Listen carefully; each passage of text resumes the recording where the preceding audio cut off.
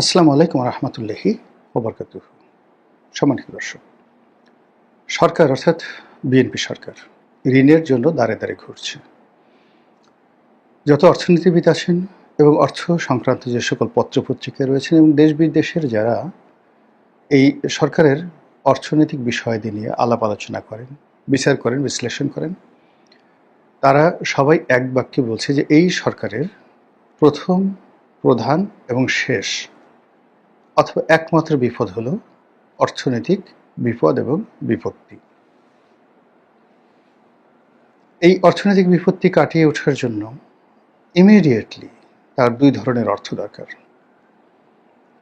একটি অর্থ হলো অভ্যন্তরীণ যে উৎস রয়েছে সেই উৎস থেকে টাকার মান বজায় রাখার জন্য বা টাকার মানকে ধরে রাখার জন্য অভ্যন্তরীণ উৎস থেকে টাকা দরকার।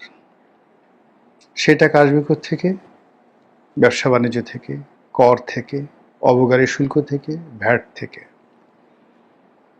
আর এর বাইরে আসতে পারে থেকে আমাদের যে ব্যাংকিং ব্যবস্থা রয়েছে সেই ব্যাংকিং ব্যবস্থা থেকে ঋণ নেওয়া। এটা হলো স্থানীয় মুদ্রাতে। আর বিদেশের সাথে যে ব্যবসা বাণিজ্য সেই ব্যবসা বাণিজ্যে ভারসাম্য রক্ষা করা, বাংলাদেশি মুদ্রার সঙ্গে বিদেশি মুদ্রার যে মূল্য এই মূল্যর একটা ভারসাম্য রক্ষা করা।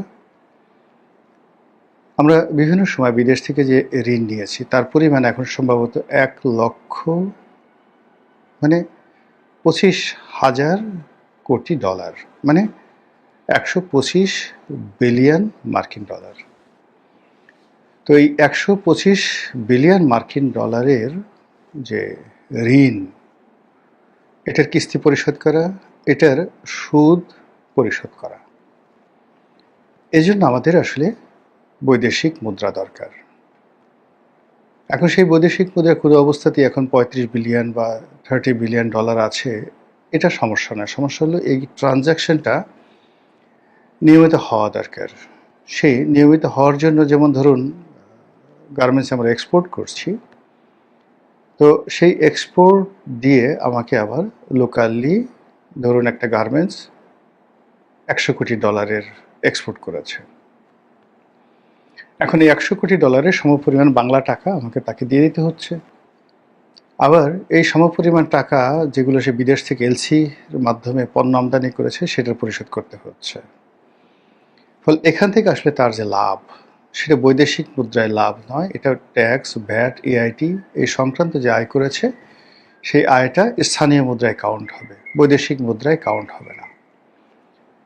স্থানীয় বাজার থেকে বৈদেশিক মুদ্রা কিনে নিয়ে ব্যাংক রিজার্ভ করে, কিন্তু এটা একটা জটিল বিষয় যেটা এখানে বলতে গেলে আরও সময় দরকার হবে। 2 নম্বর হলো যে এই বিদেশ থেকে আমাদের যে ফরেন কারেন্সি আসছে, রেমিটেন্স আসছে, এখন ধরুন মাসে 2 বিলিয়ন ডলার এলো, বছরে 25 বিলিয়ন বা 30 বিলিয়ন ডলার এলো।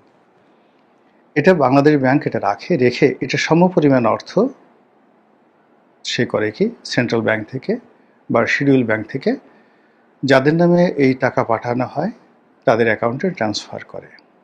আচ্ছা, তো এই টাকাগুলো দিয়ে সে করে কি ব্যালেন্স অফ পেমেন্ট করতে পারে। কিন্তু যেই জায়গাগুলোতে ভর্তুকি দেওয়া দরকার হয়, যেমন ডিজেলে ভর্তুকি দেওয়া হচ্ছে, সারে ভর্তুকি দেওয়া হচ্ছে, কৃষিতে ভর্তুকি দেওয়া হচ্ছে, এরকম আরও অনেক ভর্তুকি দেওয়া হয়, এই ক্ষেত্রে বিদেশি মুদ্রার দরকার হয়। আর যেগুলোতে মানে যে সকল ভর্তুকির সাথে আসলে বিদেশি মুদ্রা জড়িত, তো ওখানে কি হচ্ছে ব্যালেন্স অফ পেমেন্টে ওখানে যে একটা ডেপ্রিসিয়েশন থাকে, অভাব থাকে, সেই অভাবটা পূর্ণ করার জন্য আমাদের এখানে কি করতে হয়, এই যে রেমিটেন্স আসছে, এক্সপোর্টের যে যাকে বলা হয় আমাদের লাভ হচ্ছে, তারপর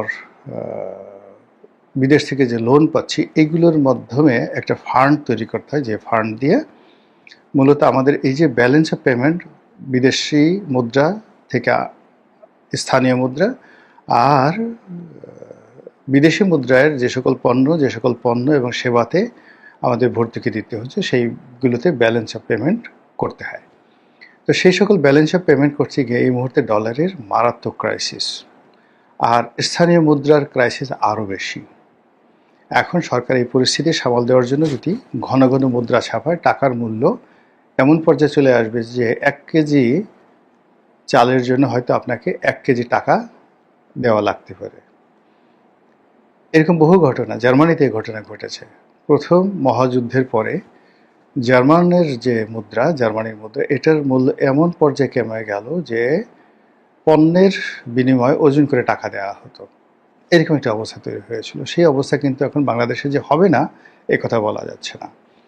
তো এই যে পরিস্থিতি, এই পরিস্থিতির জন্য আপনি যাকেই দায়ী করেন, মানে আওয়ামী লীগকে তো অবশ্যই দায়ী করতে হবে, বিকজ 17 বছর ধরে তারা এই অর্থনীতিটা চালিয়ে আসছিল।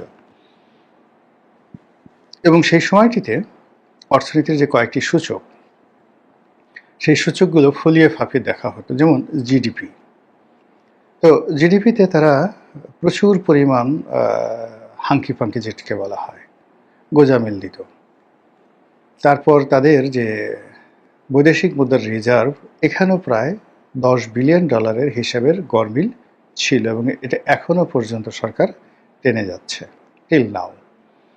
এখন সরকার বলছে 35 বিলিয়ন বা 33 বিলিয়ন ডলার আছে আকুর পরিশোধ করার পর, কিন্তু যদি ওই $10 বিলিয়ন বাদ দেয় তাহলে IMF এর হিসাব অনুযায়ী $22 বিলিয়ন বা $21 বিলিয়ন থাকে রিজার্ভ। এগুলো দুটো। 3 নম্বর হলো যে এই জাতীয় বাজেট, সরকারকে বাহাদুরি দেখানোর জন্য বিশাল একটা বাজেট তৈরি করা হতো, এবং এই বছর সেই বাজেটটা আরও সীমা অতিক্রম করে 9 লক্ষ কোটি টাকার একটি বাজেট প্রণয়ন করা হবে। এখন এই 9 লক্ষ কোটি টাকা সরকার কোত্থেকে আনবে? তাদের ঋণ করে বিদেশ থেকে আনতে হবে একটি অংশ, ট্যাক্স কালেকশন করতে হবে আরেকটি অংশ, আর স্থানীয় ব্যাংক থেকে লোন নিতে হবে, এবং কেন্দ্রীয় ব্যাংক সেই বিভিন্ন রকম বন্ড ছেড়ে সরকারকে কিছু টাকা ঋণ দেবে। কিন্তু যেভাবেই হোক না কেন, আপনি গত অর্থ বছরে ট্যাক্স, ভ্যাট মানে আয়কর, ভ্যাট এবং অবকারী এবং শুল্ক, এই 4টি ক্ষেত্রে আসলে কত ইনকাম করা হয়েছে, সব মিলিয়ে সরকারের যে টার্গেট ছিল ধরুন আনুমানিক 4 লক্ষ কোটি টাকা, এটার বিপরীতে 1.25 লক্ষ কোটি টাকা কম আদায় হয়েছে। এই বছর যে লক্ষ্যমাত্রা যদি 5 লক্ষ কোটি টাকা দেওয়া হয়, তো যেখানে 4 লক্ষ কোটি টাকার লক্ষ্যমাত্রা অর্জন না করে যেখানে 125 কোটি টাকা, 1,25,000 কোটি টাকা কম আদায় হয়েছে, সেক্ষেত্রে চলমান অর্থ বছরে যে অর্থনৈতিক মন্দা, শিল্প কলকারখানা যেভাবে বন্ধ হয়ে গেছে, আয়কর যেভাবে একেবারে কমে গেছে, সরকার প্রাণান্ত চেষ্টা করবে গ্রামে গঞ্জে ছড়িয়ে পড়ার জন্য, ওখানে হাহাকার তৈরি হয়ে যাবে। গ্রামে হয়তো কেউ একটা মুদির দোকান দিচ্ছে, তো তার কাছে গিয়ে আয়করের লোক দাঁড়ালো, এত লোক বলতো নাই। এখন একটা উপজেলাতে কয়জন লোককে আপনি খুঁজে পাবেন? তারপরে একটি জেলাতে কয়জন লোককে আপনি খুঁজে পাবেন, যেখানে মুদির দোকান পর্যন্ত গিয়ে আপনি সেই আয়করের ভিত্তি, ধরুন আপনি আরও 10 লাখ লোককে আনলেন আয়করের আওতায়, এবং গড়ে 5,000 টাকা করে আপনি নিলেন, কত টাকা আপনি পেলেন বলেন? এতে করে হয় না। মূল যেটা হয় সেটা হল কর্পোরেট ট্যাক্স, ব্যবসা বাণিজ্যের আয় বৃদ্ধি, ব্যাংক বিমা থেকে শুরু করে মানুষের ট্রানজ্যাকশন, অর্থনৈতিক কর্মকাণ্ড, মানে এইগুলো দিয়ে আপনাকে আসলে অর্থনীতির যে প্রবাহটা, এটি আপনাকে চালু রাখতে হবে। নদীর যে প্রবাহ, এখন আপনি নদীর প্রবাহ নিচে থেকে, আপনি সারফেস থেকে ডিপ টিউবওয়েল বসে পদ্মা নদী চালাতে পারবেন না, কখনো চালাতে পারবেন না। এটার একটা সার্কেল আছে, আকাশ থেকে বৃষ্টি পড়ে, ভূগর্ভস্থ পানির একটা স্বাভাবিকতা থাকে, সাগর থেকে সেই জোয়ারের সময় পানি আসে, আবার ভাটার সময় সেখান থেকে চলে যায়, উজান থেকে সেই ঢলের পানি নেমে আসে, মানে গঙ্গোত্রী হিমবাহ থেকে, কৈলাস টিলা থেকে যে প্রবাহ, এইগুলোর একটা সার্কেল আছে। সেই সার্কেলের সঙ্গে জলীয় বাষ্প সব মিলিয়ে পদ্মা, মেঘনা, যমুনা, ব্রহ্মপুত্র, এইসব বড় বড় নদীর প্রবাহ ঠিক থাকে। কিন্তু আপনি যদি একটা পুকুর, ছোট্ট একটা পুকুর, সেটি বৃষ্টি পানিতে ভরতে চান, ইটস ওকে, বা ছোট্ট একটা পুকুর বা সুইমিং পুল আপনি সারফেসের পানিতে ভরতে চান, সেটা ওকে। তো একটা রাষ্ট্রের যে টোটাল অর্থনৈতিক যে প্রবাহ, এই অর্থনৈতিক প্রবাহ অনেকটা প্রাকৃতিক যে নদীর প্রবাহ বা সমুদ্রের যে প্রবাহ, ঠিক ওই রকম অর্থনীতিটা। সবগুলো সূচক যদি স্বাভাবিক না থাকে তাহলে একটা অর্থনীতি ভালো চলে না। তো এই মুহূর্তে সরকারের জন্য একটা সিঙ্গেল অর্থনীতির যে সূচক তাদের ফেভারে নেই, বরং সবগুলো বুমেরাং উল্টো হয়ে গেছে। এই পরিস্থিতি যখন কেউ সামাল দিতে চায় তখন তাকে সেই যে ব্রিটেনের যখন বিশ্বমন্দায় গেল দ্বিতীয় বিশ্বযুদ্ধের পরে এবং প্রথম বিশ্বযুদ্ধের পর, বা ইংল্যান্ডে বাইরে গিয়ে আমেরিকাতে যে বিশ্বমন্দা শুরু হলো, দ্য গ্রেট ডিপ্রেশন 1927 থেকে 1933, এই 5টি বছর, ঠিক ওই সময়টিতে যেভাবে তাদের অর্থ ব্যবস্থা চলেছে, যেভাবে সরকারকে সংকুচন নীতিতে চলতে হয়েছে, যেভাবে মুদ্রা বাজারকে সংকুচিত করতে হয়েছে এবং সরাসরি রাষ্ট্রীয় ব্যয় 1/3 নামিয়ে আনতে হয়েছে, মিলিটারিকে কাটছাঁট করতে হয়েছে, পুলিশকে কাটছাঁট করতে হয়েছে, রাষ্ট্রীয় কর্মকর্তা কর্মচারীদেরকে চাকরি থেকে বাদ দিতে হয়েছে, এর কোনো বিকল্প নাই। এছাড়া এই ধরনের মহামন্দা মানে কখনো কেউ মোকাবেলা করতে পারেনি। হিটলার শুধু করেছিল যুদ্ধ বাঁধিয়ে দিয়ে। হিটলার যেটা করতো সেটা হলো অন্য দেশগুলো দখল করত, তারপর সেখানকার ট্রেজারি চুরি করে তারপর শেষে পরিস্থিতি সে সামাল দিয়েছিল। একই অবস্থা কিন্তু নেপোলিয়ন বোনাপার্ট করেছিলেন। অর্থাৎ একটা দেউলিয়া রাষ্ট্র ফ্রান্স রেভলিউশনের পরে প্রায় 12 বছর এটা কন্টিনিউয়াসলি দেউলিয়া হতে থাকলো। এই অবস্থায় নেপোলিয়ন যখন ক্ষমতা এলেন তিনি দেখলেন যে কোনো অবস্থাতেই তিনিও ক্ষমতা থাকতে পারবেন না এবং কোনো অবস্থাতেই তার যে রাষ্ট্রীয় কোষাগার এটি পূর্ণ করতে পারবে না, কাউকে বেতন দিতে পারবেন না এবং তাকে ক্ষমতা ছেড়ে যেতে হবে। এই জন্য তিনি যে কাজটি করলেন, তিনি যুদ্ধ বাঁধিয়ে দিলেন এবং সে একটার পর একটা যুদ্ধ, এবং সেই যুদ্ধ বাঁধিয়ে বিভিন্ন দেশ থেকে সে টাকা লুট করে তারপর ফ্রান্সের অর্থনীতি তিনি ঠিক করলেন। এই যে ট্রাম্প ইরানের সাথে যে যুদ্ধ বাঁধালো, ভেনেজুয়েলার সাথে যুদ্ধ বাঁধালো, এর কারণ হলো ট্রাম্পেরও একই অবস্থা। এখন আমেরিকাতে মানে সেখানে মূল্যস্ফীতি, মুদ্রাস্ফীতি এমন একটা পর্যায়ে পৌঁছে গেছে, রাষ্ট্রীয় ঋণ এমন একটা পর্যায়ে পৌঁছে গেছে যে এটি আর ট্রাম্প সামাল দিতে পারছে না।